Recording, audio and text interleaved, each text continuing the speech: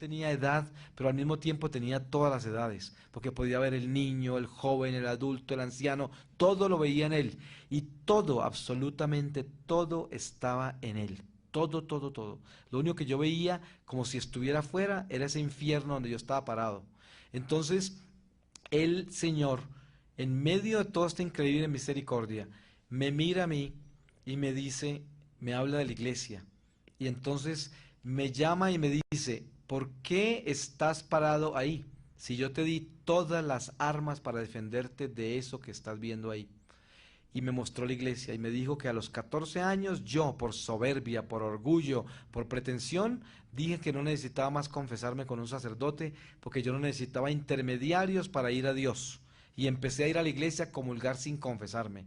Y el Señor me mostró aquel a que se le ha dado un sacramento como el sacramento de la reconciliación y un don y un regalo tan grande como la Eucaristía, comete el sacrilegio más horrible si no ha seguido el curso de los sacramentos que yo le di. Y me muestra esto, me dice, si yo no hubiese escogido al intermediario, no hubiese nombrado a los 12 apóstoles y tampoco hubiese nacido de la Virgen María. Yo hubiera podido llegar como el Hijo de una Trinidad y decirles a ustedes, yo soy Jesús. Les voy a abrir la puerta del cielo, les voy a enseñar el camino para encontrar la santidad y los voy a liberar del diablo. Él hubiera podido hacer eso y él dijo, si hubiera podido quedar en la tierra 200 años enseñándonos, pero no fue así la voluntad del Padre. El Padre quiso que él se hiciera hombre como nosotros y que en obediencia a esa humanidad viviera el dolor del hombre para mostrarle al hombre cómo superar ese dolor y cómo morir al pecado como murió él para que nosotros alcanzáramos la entrada por esa puerta al cielo que se llama la cruz. Porque por eso se habla que la puerta del cielo es tan estrecha, porque es la cruz y nadie quiere sangre, nadie quiere dolor, nadie quiere humillaciones, nadie quiere desprecio como el que recibió Jesús en la cruz. Por eso es tan difícil caminar hacia la puerta del cielo que es tan estrecha, porque es la cruz. Nadie que no conozca la cruz podrá llegar al cielo. Mire que si nosotros hemos sido dados esta vida cristiana, tenemos que cristificarnos. Y por lo tanto, cada uno de nosotros somos llamados a ser Cristos. De lo contrario, no podremos ganar la vida eterna. Y esa es la condición de la salvación. El que cree en Cristo se cristifica y se convierte en un Cristo. Y ese es el único camino a Dios. Por eso San Pablo dice, en mí se completa lo que falta por completarse del cuerpo místico del Señor. Eso es cada uno de nosotros.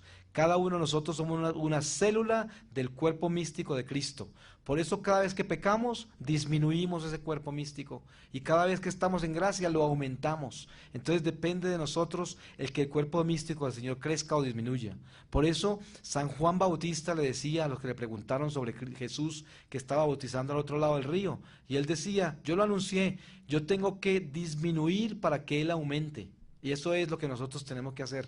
Tenemos que bajar el volumen a nuestra humanidad, bajar el volumen a todo lo que somos nosotros para que el Señor pueda crecer en nosotros.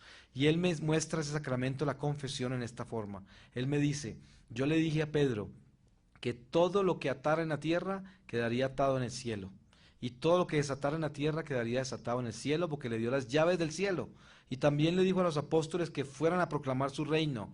Y a todos los que le perdonaran los pecados le quedarían perdonados. Y a los que se los retuvieran les quedarían retenidos. Y dijo el Señor, ese es el sacramento de reconciliación que está revelado en las Escrituras y no nos dejemos engañar de nadie. El intermediario es el intermediario por gracia de Dios. Y me dijo, el regalo más grande que tiene el católico es antes de la Eucaristía, que es el supremo regalo, pero es para poder llegar a la Eucaristía es la reconciliación. ¿Por qué?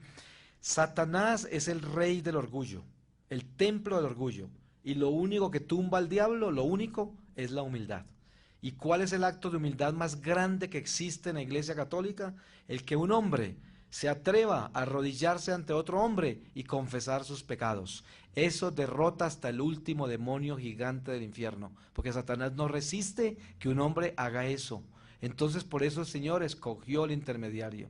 Mire cómo es el Divino Maestro.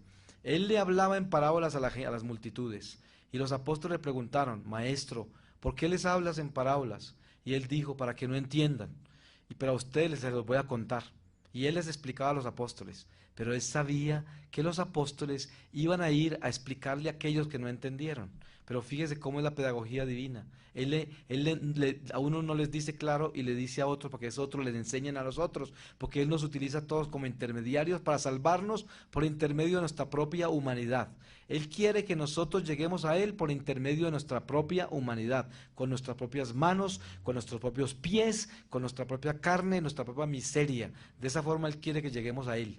Entonces el Señor me muestra esa reconciliación y dice: tú estás atado al frente del cielo y atado en la tierra, porque no has sido reconciliado por el sacramento que te di, por intermedio de ese sacerdote a quien consideraste absurdo. Entonces Él dice: me compara un sacerdote con ese leproso que viene con un diamante a entregárselo a usted, un diamante precioso. Él dice: usted es capaz de conseguir un trapo y coger ese diamante de la mano del leproso y limpiarlo bien para no infectarse, pero no va a rechazar el diamante. Y eso es lo mismo con un sacerdote que se encuentra en pecado o que sea una persona de mala reputación. Usted va y se confiesa con él y está sangrando de sus heridas porque son inmundas del pecado, pero usted va a coger ese diamante que él tiene en la mano que se llama Espíritu Santo. Entonces, no importa el pecado del sacerdote, porque el sacerdote será sacerdote hasta en el infierno, dice el Señor.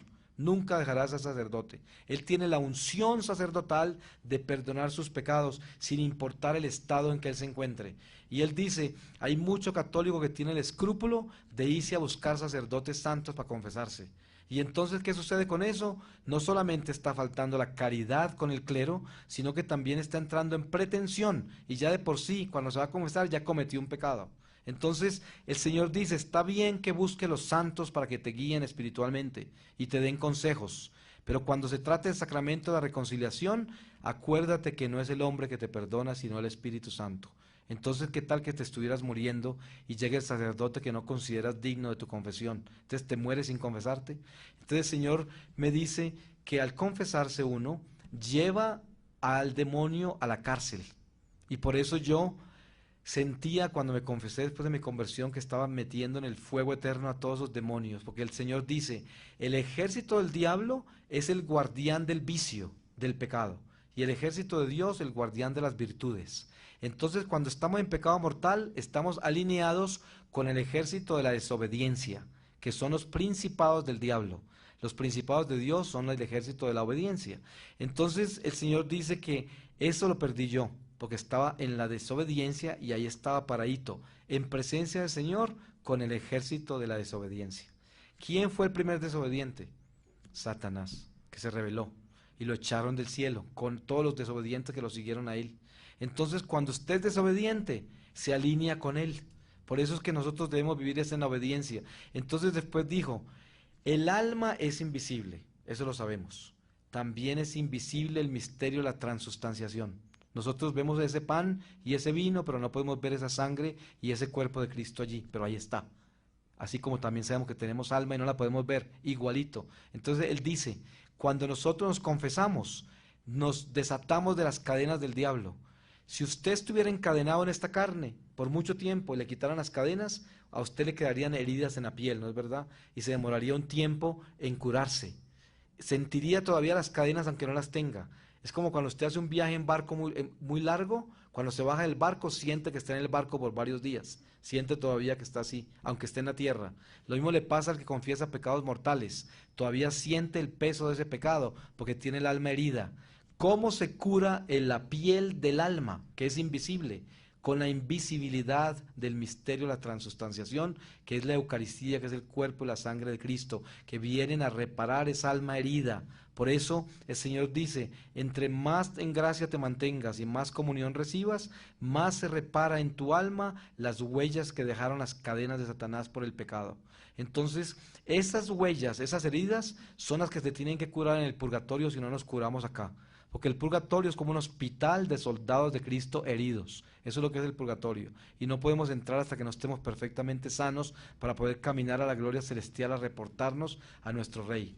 El Señor dice: entonces entendamos que la reparación comienza cuando nosotros nos arrepentimos de verdad y no pecamos más. Entonces el alma empieza a sanarse con esa Eucaristía, entre más la recibamos. El dolor más grande de un católico cuando se muere es darse cuenta de todas las gracias que desperdició por no ir a comulgar cuantas veces pudo. ¿Por qué? Porque imagínese que usted está en su casa por la mañana oyendo radio, viendo novelas, haciendo toda clase de cosas, gastándose una hora en el baño o en el desayuno porque tiene que ir a trabajarse, sabiendo que si hubiera ahorrado un poco de tiempo haciendo las cosas, hubiera podido ir a la misa acerca de su casa donde el Rey del cielo personalmente viene a traerle su propio cuerpo y su propia sangre. Y si usted pudiera comulgar todos los días, tendría la fortaleza para defenderse del diablo durante ese día. Y además, esa Eucaristía dentro de usted como sagrario le puede ayudar a salvar muchas almas en el camino, porque lo va a inspirar a orar por los demás del diablo que los tienen apresados. Y el Señor me coloca en un juicio que yo lo llamo un juicio corto, pero ese juicio si hubiese sido todo el juicio de todos mis pecados, yo me hubiera condenado porque mi alma estaba condenada. Yo estoy aquí hablándoles a ustedes por misericordia de Dios. Y entonces en ese juicio les voy a contar 2 pecados para terminar ya este testimonio. El primer pecado es un pecado de adulterio a los 21 años de edad. El Señor me muestra en la cafetería de Hamburgo, en la universidad, yo estoy con una actriz alemana y los dos somos los actores principales de una obra de teatro clásica alemana que tiene mucha sexualidad. Nosotros dos decidimos que era mejor para la obra consumar el acto sexual en el escenario, hacerlo de verdad. Y el Señor me dijo, y la conciencia mística duró más o menos 8 horas. Eso es lo que calculamos. Ahora no se puede calcular en términos espirituales cuánto duró eso, porque todo lo que tengo infuso en mi corazón sigue fluyendo. Yo no tengo esto en memoria ni en mi intelecto. Y si usted ve 10 testimonios que yo he dado, todo lo que es la experiencia mística nunca es igual, siempre salen cosas diferentes porque es de acuerdo a las personas que están aquí presentes, que el Señor escoge lo que Él les quiere decir de lo que tengo infuso en mi corazón y fluye hacia afuera. Entonces, ¿qué sucede? Que yo regreso y al otro día me sacan de la cueva La Guerrilla y me llevan a caminar por la selva 5 meses y medio más. Yo durante ese tiempo lo único que le pedía al Señor era que no me dejara morir sin confesarme, porque no me podía imaginar lo que fuera a aparecer otra vez ante el Señor después de todo lo que yo aprendí sin haberme confesado. Yo le rogaba al Señor, pero yo no sabía si me iba a matar la guerrilla o no, porque el Señor no me dejó saber eso. Entonces, a los 4 meses y medio, yo pagué todo lo que pude, me quitaron todo lo que tenía, y ya sabían ellos que yo no tenía más dinero para darles. Entonces me dijeron que me iban a matar, pero que tenían que esperar la orden de ejecución de otro frente de la guerrilla, de otro lado. Y 45 días estuve esperando todo el día y la noche que me mataran, todos los días pensando en eso. Y uno de esos guerrilleros me dijo que le dijera a un comandante que me matara en la carretera para que mi familia me pudiera encontrar. Pero el comandante me dijo, yo no tengo tiempo de matar en la carretera, acostúmbrese que lo vamos a matar en el monte y lo enterramos por aquí, yo no tengo tiempo de eso. Entonces ya no tenía ni esperanza de eso, de que me mataran en la carretera. Pero un día me llevaron a una carretera y me abandonaron en esa carretera. Yo tenía la barba por acá, la misma ropa durante 6 meses, toda deshecha, y estaba así delgado, como un esqueleto, y me dijeron que caminara derecho y no mirara para atrás. Y yo pensé que me iban a fusilar en la carretera. Esa fue la caminada más larga de mi vida. Pero no me mataron obviamente y seguí caminando y caminando y caminando hasta que para el tiempo llegó un bus y después ya se imaginarán el resto. Me llevaron a otro lugar y la policía entró y todo esto y estuve 15 días recuperándome y después me fui a confesar con unos franciscanos, a un monasterio de unos franciscanos renovados descalzos. El Señor me escogió un sacerdote muy santo para mi confesión, pero casi lo vuelvo loco porque no quería irme de allí y al final el sacerdote me dijo, yo le perdono sus pecados, yo le voy a dar la absolución, usted puede seguir confesándose. Yo le decía, no padre, es que todavía no he terminado. Y allá afuera había un poco de gente esperando para la confesión y ese cuarto no tenía muebles, tenía un eco inmenso y oía mis pecados de afuera. Sin embargo, yo sabía que Dios me había mostrado a mí que ir al confesionario era llevar el diablo a la cárcel, porque él decía, el pecado es Satanás, usted es el pecador, Cuando usted va a confesarse, va a entregar el pecado, que es el diablo, al fuego eterno para que se vaya. Entonces, yo salí después de la confesión muy liviano, pero todavía con ganas de confesarme mucho. Entonces empecé a buscar sacerdotes que no me conocieran para seguirme confesando. Y algunos me decían, usted no tiene que confesar eso. Yo le decía, por favor, deme la absolución. Yo decía, nunca más me voy a encontrar con el Señor sin que tenga un solo diablo colgando de mí. Entonces yo trataba de acordarme de todo. Además de que el Señor me dijo, cuando caminamos en gracia de Dios, entre más tiempo caminamos sobre el territorio de la gracia, más memoria de pecado tenemos. Entonces más purgatorio nos evitamos. Al obediente le va bien. Por eso, si nos mantenemos en gracia de Dios, el Espíritu Santo nos traerá memoria de todos los pecados que se nos olvidaron.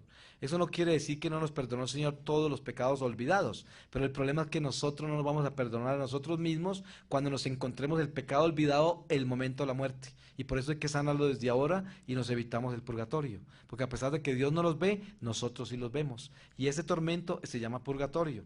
Por eso es que hay que sanar.